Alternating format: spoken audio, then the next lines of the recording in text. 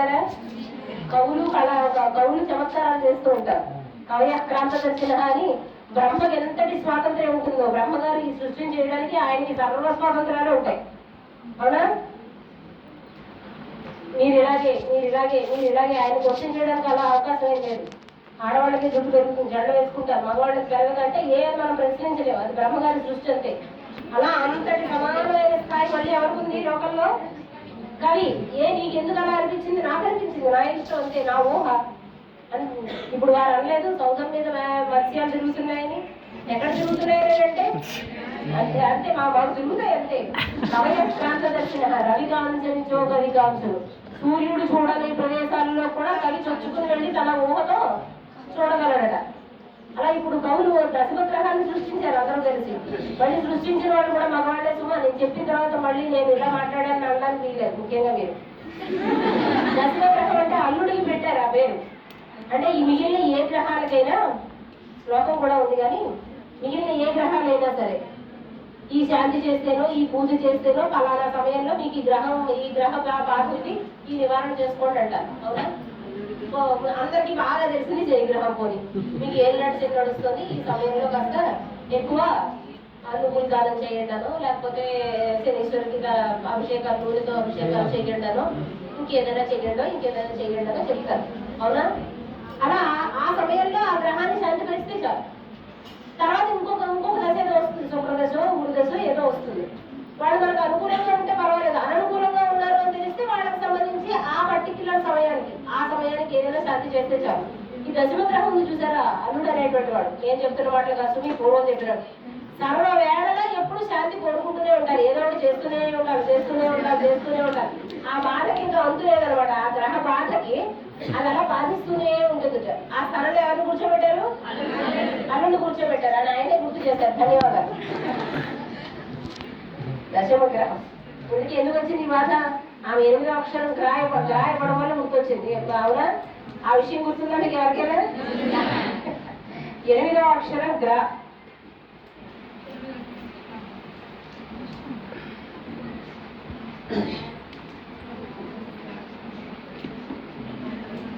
నియమముగా మీరు నకార నిషేధం చెప్పారు. మా మాయని దేవిని నియమముగా అదే ఏం చెప్తారు? వారు నిషేధం వారు చెప్పారని చెప్పండి. మీరు గురించి చెప్పారు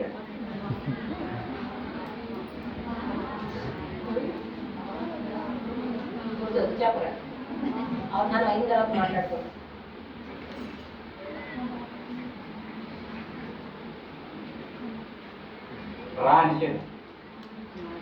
మరి ప్రశ్న ఏమిటి?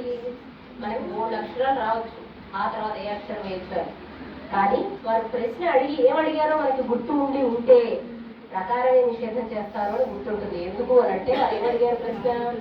ఇరు దేశాలు యుద్ధం చేసుకుంటూ ఉంటే భారతదేశం యొక్క మానసిక స్థితి ఏం ఆలోచిస్తూ ఉంటుంది మన భారతదేశం అని. కాబట్టి ఇప్పుడు నేను అనగానే వారు ఏమని అని తీరాలి అని నేను ఊహిస్తాను. మీరు కూడా ఊహిస్తే దాని అర్థం ఏమిటి అంటే మీరు అవధానంలో అవధానులై ఉన్నారు అని అర్థం. అవధానులు అంటే ఏకాగ్ర చిత్తంతో ఉన్నారు అని అర్థం. అలా ఉన్న వారందరికీ కూడా అవధానం చేసేయచ్చు ఖచ్చితంగా. అంటే ఏకాగ్ర చిత్తం. మనలో ఎంతమంది ఎన్ని రకాలుగా చాలా మాటలు మాట్లాడుకుంటున్నాము, అవునా కదా? ఏ మాట మాట్లాడుకుంటూ ఉన్నా మళ్ళీ ఆ పని దగ్గరకు వచ్చేసరికి దానికి సంబంధించిన సంపూర్ణమైనటువంటి విషయం బుద్ధిలో ఉండి తీరాలి. ఆ ఉండి తీరితేనే ఇప్పుడు నేను భారతంలో అందాం అనుకుని నేను అనేసి ఆయన రా అంటారని ఊహించకుండా వేసేస్తారంటే నేను ఊహించలేదంటే మీరు అలా వేస్తారని కొంచెం మాత్రాన్ని అడుగుతారు. అడగకూడదుగా. అలా అడగడానికి ఇక్కడెందుకు కూర్చోబెడతారు నన్ను? కాబట్టి వారు రా అని వేస్తారని ఊహించి వేస్తాం, అవునా కదా? అంటే ఎలుక ఎప్పుడు కూడా 2 కన్నాలు పెట్టుకుంటుంది. దేనికి అంటే ఈ కన్నల్లోంచి ఎవరైనా దాని మీదకి దాడి చేయడానికి వచ్చి పట్టుకుందామని అనుకుంటే ఆ కన్నల్లోంచి బయటకు వచ్చేస్తుంది. ఆ కన్నల్లోంచి ఎవరైనా వచ్చారనుకోండి ఈ కన్నల్లోంచి బయటకు వచ్చేస్తుంది. అలా నిషిద్ధాక్షరం దగ్గర మాత్రం మాకు ఎలుక స్వభావం ఉంటుంది మాకు. అంటే ఒక అక్షరం చెప్పేటప్పుడు నిషిద్ధాక్షర స్థానంలో కూర్చున్న వారు ఈ అక్షరాన్ని ఒకవేళ నిషేధిస్తే అని ప్రశ్న మేమే వేసేసుకుని దానికి సమాధానంగా ఇది కాకపోతే ఇలా నడిపించచ్చులే పద్యాన్ని అని అనుకుని ఇంకొక అక్షరాన్ని మేము పక్కన రిజర్వ్ చేసుకుని మాత్రమే సార్ అన్నారా లేదా, అవధానంలో ఉన్నటువంటి కిటుకులు చెప్తారు అని అన్నారా, సాధన చేయడానికి ఏం అవసరమో అలాగ చెప్తారని అన్నారా. ఆ అవధానంలో ప్రత్యేకంగా నిషిద్ధాక్షర చేతుల దగ్గర అవధానులు చేసేటువంటి పని ఏమిటి అంటే, వారు వేసేటువంటి నిషిద్ధాన్ని కూడా ముందే మేము ఊహించి, నేను భా అని అన్నాను అంటే వారు రా అని నిషేధిస్తారని నాకు తెలుసు, లేదా నేను ఊహిస్తాను. వారు రా కాకుండా ఇంకేమైనా కూడా నిషేధించవచ్చు.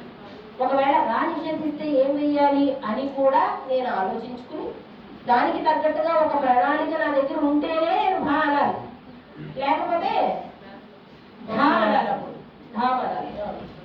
కాబట్టి భా అయ్యా ఏం చెప్పండి. పచ్చకామలకి లోకమంతా పచ్చ కనిపిస్తున్నట్టు కదా, మన అవధానాలకి అందరూ ఇక్కడ అవధానంగా కనిపిస్తున్నారా మీకు? మంచిదేగా, మీకు నెగిటివిటీ కనిపిస్తుంది, నాకు పాజిటివిటీ.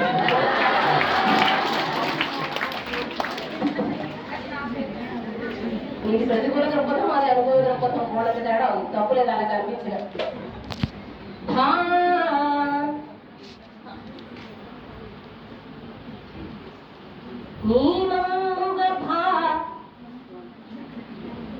బకారం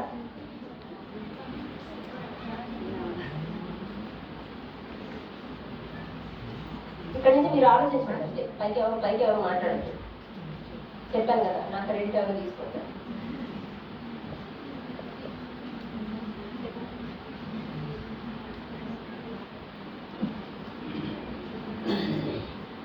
పద్దెనిమిదవ అక్షరం టి. పద్దెనిమిదవ అక్షరం టి. తిరుపతిలోకి 18వ అక్షరం తిరుపతిలోకి. 18వ అక్షరం తిరుపతిలోకి. అష్టాదశ అక్షర సంఖ్య. సంస్కృత పిల్లలు కూడా ఉన్నారు కాబట్టి మేము అయ్యా పరపతిలో తీ అనుకోవచ్చా? మేము పరపతిలో తీయనుకుంటారా? ఎవరికి పరపతి, ఎవరి పరపతి? ఏదో ఒకదానికి సమాధానం చెప్పి తీయనుకోండి. ఏమైంది అప్పుడు? ఎందుకు ఇక్కడ అంతా తెలిసిన పిల్లలు ఉన్నారు, ఎందుకు మనకి పర్వతం గురించి? అది ఏ పర్వతం అయినా అవసరం మనకి. మకర నిషేధం. తర్వాత ఏమంటావు? భావము అనేది అంటావు. అల్పప్రాణం అయితే తప్పైపోతుంది. మహాప్రాణం చెప్పాను, భావ అనలేదు, భావ అన్నారు. కాబట్టి వెంటనే భావము అనే అవకాశాలు ఉంటాయి. కాబట్టి వారు మకార నిషేధం చెప్పారు. మా మాయని దేవి నిదే నీమముగ భా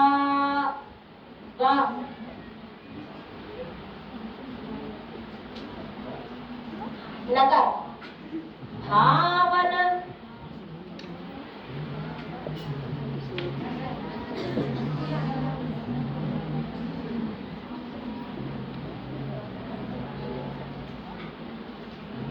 కందపద్యం యొక్క లక్షణాలు తెలిస్తే 6వ గణం ఖచ్చితంగా జగడం కానీ నలా కానీ అయి తీరాలి. ఇలాంటి వారిని నిషిద్ధాక్షరంలో పెట్టుకుని నేను జగడంతో వదిలించుకోకుండా నలాకి పరిగెడుతున్నాను. మళ్ళీ మకారం నిషేధం. నేను 2 సార్లు మా అంటే ఆయన ఎన్నిసార్లు మా అంటున్నారో చూడండి. ఇందాక కూడా మకారం అని ఎక్కడ కారమే కనిపిస్తుంది, మమ కనిపిస్తుంది.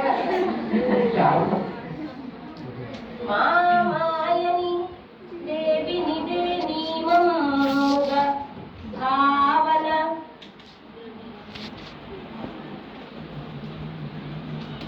గకారం.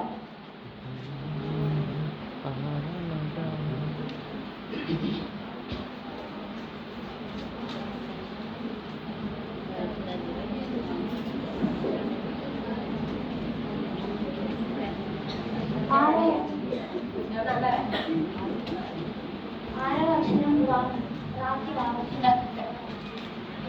అక్షరం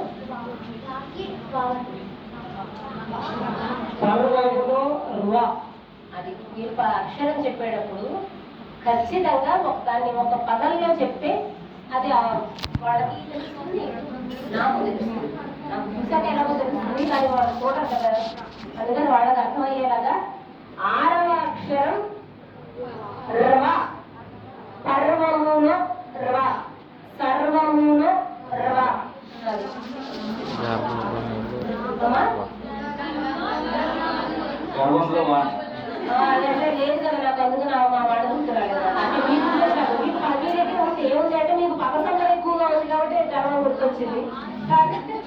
లకారం నిషేధం. వకార నిషేధం.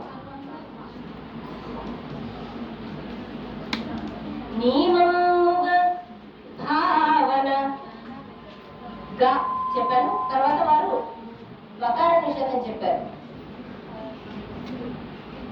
వకారం తర్వాత అది యతిస్థానం కూడా, కాబట్టి 2 అక్షరాలు వేసుకోవచ్చు. అక్కడ ప్రాస మీరే, ఇక్కడ ఇది మీరే. అదే అంటే మనందరికీ కూడా ఎదురుని గౌరవించడం మన సంప్రదాయం కాబట్టి అవగాహన వరకు మాత్రం మీరే. అవతారి గారు ఇతరులు గౌరవించడం మీ సంప్రదాయం అన్నారు, మమ్మల్ని ఎందుకు గౌరవించట్లేదు మీరు? మీ ప్రశ్నకి సమాధానం చెప్పడమే పెద్ద గౌరవం అండి బాబు. అంతకన్నా గౌరవించడం వేరే అప్రస్తుతం కాబట్టి మీకు సమాధానం చెప్పకపోయినా పర్వాలేదు. వీళ్ళందరికీ సమాధానం చెప్పాలి. మీకు చెప్పి తీరాలని నియమం లేదు, అయినా చెప్తున్నాం. అంతకుమించిన గౌరవం ఏమిటి?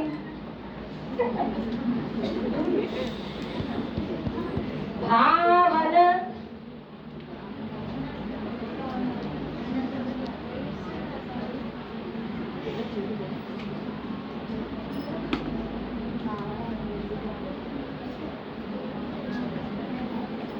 లా తర్వాత అక్షరం యతి స్థానంలో ని.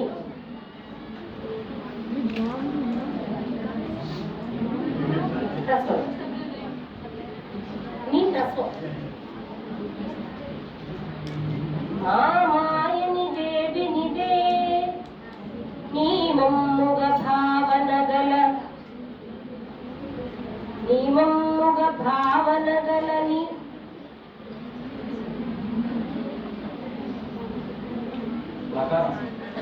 లకారం నిషేధం. లకార నిషేధం.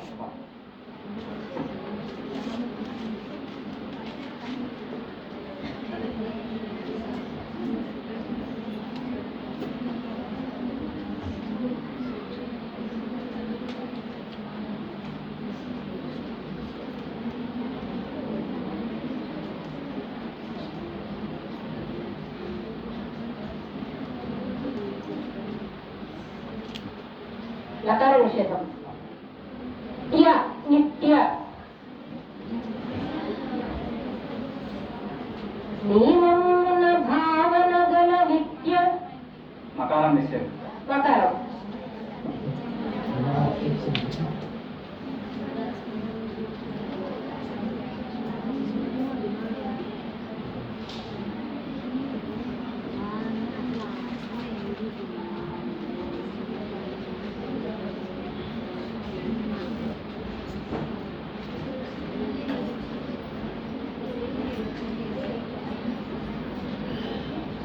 సకారం. వాడు సమాసంలోకి రావుతున్నారు, మరి ఏం చేస్తాం? ఇక్కడ సమోసాలు ఇవ్వలేదు కాబట్టి సమాసం లేక లాగుదామని. అంత భోజనం చేసిన తర్వాత కూడా భోజనం చేసిన తర్వాత అంటే అన్ని రకాల పదార్థాలు పెట్టిన తర్వాత సమోసా తినలేని స్థితిలో ఉంటామని వారికి తెలుసు, అందుకే తెప్పించలేదు. మోసపూరితమైన ఆహారం కాబట్టి సమోసాలో మోసం ఉంది. గట్టిగా చెప్పండి.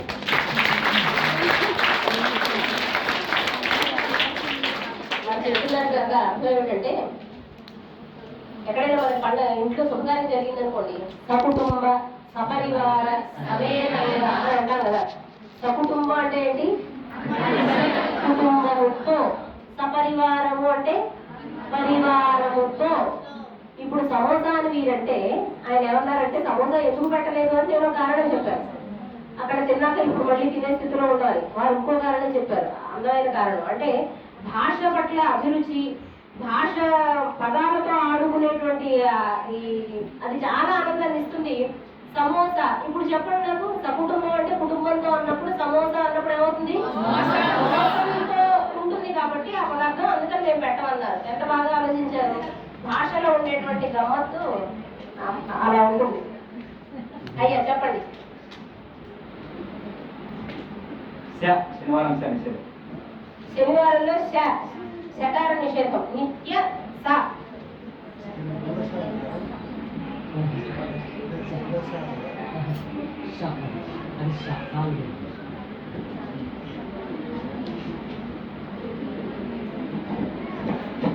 దంత్యము తాటంక తాళవ్యం మళ్ళీ దంత్యం వేరు తాళవ్యం వేరు. మీరు ఇచ్చింది శనివారం. అది మీరు అన్నది ఇక్కడ ఈ పరిగెత్తులో ఇటువంటి ప్రాంతాల్లో శకారాన్ని అలా అంటారు. మా వైపు అంటారు వెలికిస మామూలుస లేదా కుంటిస మా మామూలు వెలికిస అని అంటారు. దానికంటే కూడా ష అంటే తాళు విశేషానం తాళు అని తాళువుల సహాయంతో కలిగేటువంటిది. ఇప్పుడు మనం తాళవ్య శకారం అని అన్న తర్వాత వెలికిస అంటే మామూలు సా అంటే అడగరు ఎవరు, కాస్త ఆ పాటికి ఎవరు ఉన్న వాళ్ళు ఎవ్వరు కూడా అడగరు. తాళవ్య శకారం. అదే సరస్వతిలో సా చెప్పాలనుకోండి దంత్యం ఋతురసానం దంతాహ అని అది దంత్య సకారం తాళవ్య శకారం. అవధాని గారు అయ్యా ఈ కుంటి శకారం కుంటని శకారం ఏంటి అవధాని గారు? కుంటి శకారము కుంటని శకారం ఎన్ని రకాల శకారాలు అసలు ఇంతకీ? ఇది రామాయణం అంతా రాముడి సీతతో ఏమవుతాడు అన్నట్టుంది. మీరు అవధానంలో ఎంత అవధానం పట్ల అనవధానంగా ఉన్నారో వాళ్ళంతా అవధానంలో ఉన్నారు, మీరే అనవధానంగా ఉన్నారు. ఎందుకంటే అప్రస్తుతం కదా, అందుకని అక్కర్లేదు దాని ఎక్కువ దృష్టి ఎక్కువ ఉంటుంది.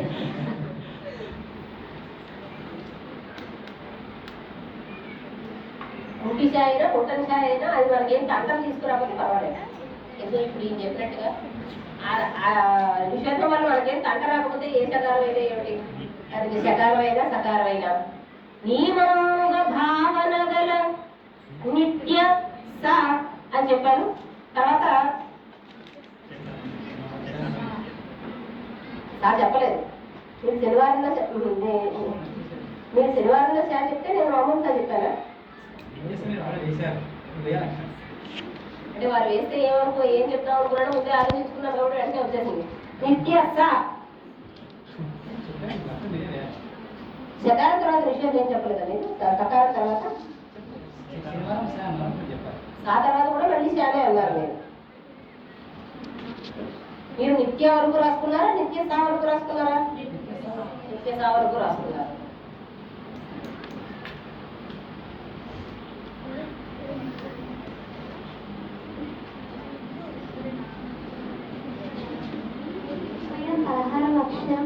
గురువులో 16వ అక్షరం గురువులో గు.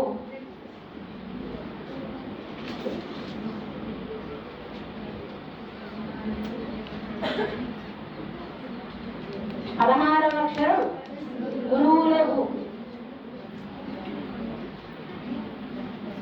మకరం.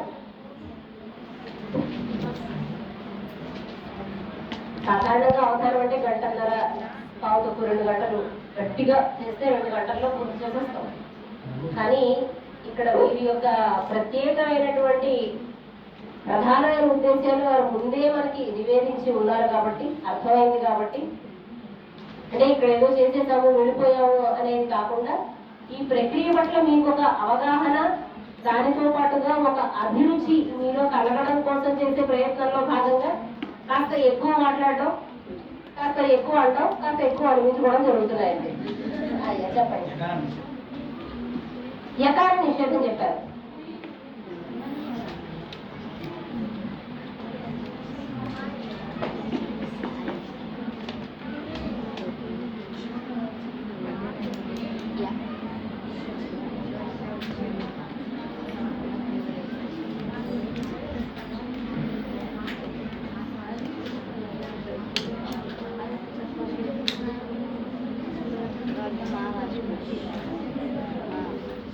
తకారం మళ్ళీ తకారం మొదటి తకారం ఇదే చెప్పడం. మళ్ళీ తకారం అంటే నేనేం చెప్పాను నాకు అదేమో. నిత్య సమత అని అన్నారు. నిత్య సమత అంటే భారతదేశం శాంతి కాముకత్వం కాబట్టి ఎప్పుడు శాంతిని కోరుకుంటుంది కాబట్టి వారు ఆ శాంతిని ఏం చేసినా మధ్యలో రానివ్వరు కాబట్టి శాంతిని సమత చేసేవాళ్ళే. మేము శా అంటే వెంటనే తా అంటారు కదా వాళ్ళు. అందుకని శాంతి అనే పదాన్ని పొరపాటు కూడా వారు రాలేవు. అందుకని సమతలు పట్టుకొచ్చు అలా వాళ్ళగా. మాకు మీకు సమత అక్కర్లా, సమంత కావాలన్నా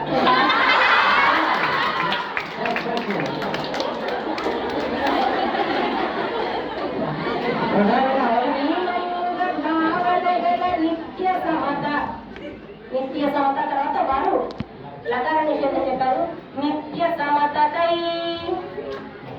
నిత్య సమతకై మా మాయని దేవి నిదేని మమ్ముగ భావన గల నిత్య సమతకై. అది అక్కడికి దాటిపోయానండి. అంతే అది లాస్ట్ రౌండ్ లో అదంతా అడగండి. చాలా కనిపిస్తుంది. 1 2 ఆ అమ్మాయి 21 అక్షరాలు ఇవ్వాలి. ఇంకా గట్టిగా చూస్తే సగం అక్షరాలు కూడా అమ్మాయి ఇవ్వాలి. వ్యస్తాక్షరి గుర్తుండడము అన్నది చాలా వ్యస్తాక్షరి చాలా తేలిక అనుకుంటాం కాబట్టి ఆ స్థానంలో కూర్చున్న వాళ్ళు చాలా జాగ్రత్తగా ఉంటేనే కానీ ఆ పని మాకు మామూలుగా వ్యస్తాక్షరి అంటేనే కష్టంతో కూడుకున్నది.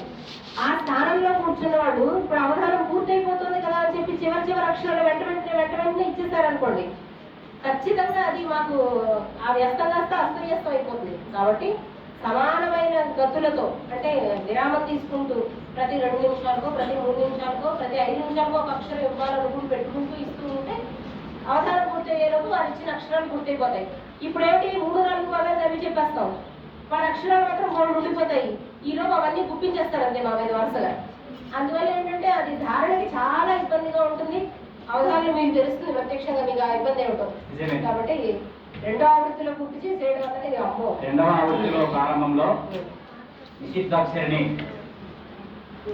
అత్యంత చాకచక్యంతో బేసికల్ గా జగనంలో 6వ గణంగా జగనం వేసుకుని దాటిపోవచ్చు, కానీ ఎంతో సాహసంతో నల్లగణం వేసుకొని ముందర అక్షరాన్ని విడుచుకొని ఎత్తి వేసుకొని అలాగే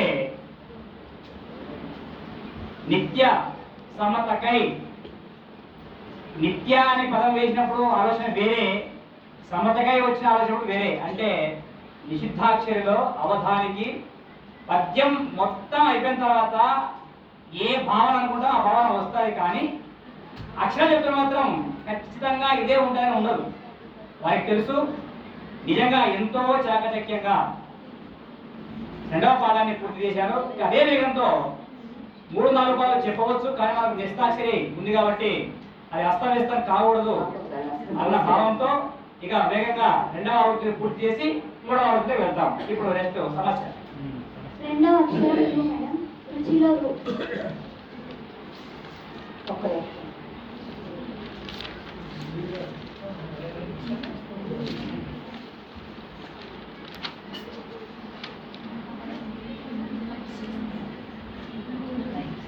అవదా.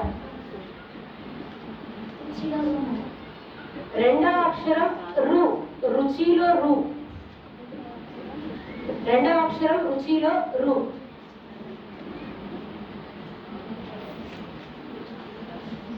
అవధాని గారు అమ్మాయి ఏదో తెలియక ఏదో రుచులకు ఇష్టపడి రుచిలో రు అవుతుంది. కారులో వచ్చారు, కారులో రు అనవచ్చు కదా. రుచులకు ఇష్టపడి అమ్మాయి రు అని అనుకోండి, రుచి మీరు కారులో వచ్చిన దానికి ఆ అమ్మాయికి భాష పట్ల రుచింది, నీకు సౌఖ్యం పట్ల రుచింది. ఆ అమ్మాయి ఆరోగ్యం చాలా మంచిది, అందులో రుచి చెప్పింది సాక్షాత్. ఆ అమ్మాయి అభిరుచి ఏమిటో తెలిసింది, దానివల్ల మీకు మీ వంట ఆరోగ్యం బయటపడింది. అంటే కారులో వచ్చారు కదా, అంటే మీరు షికారు అని కోరుకుంటున్నారేమో.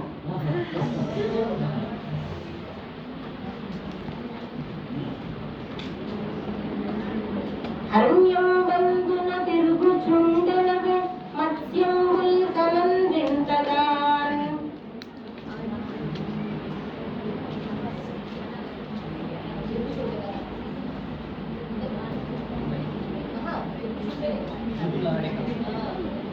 హర్మ్యం బంధున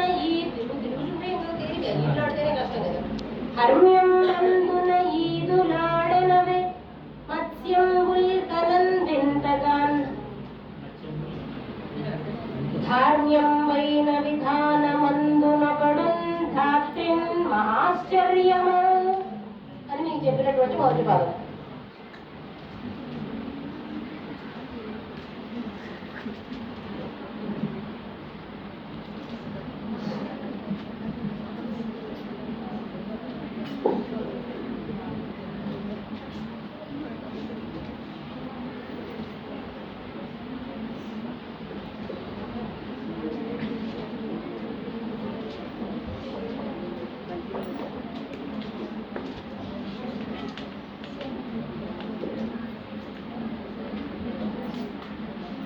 ధార్మ్యం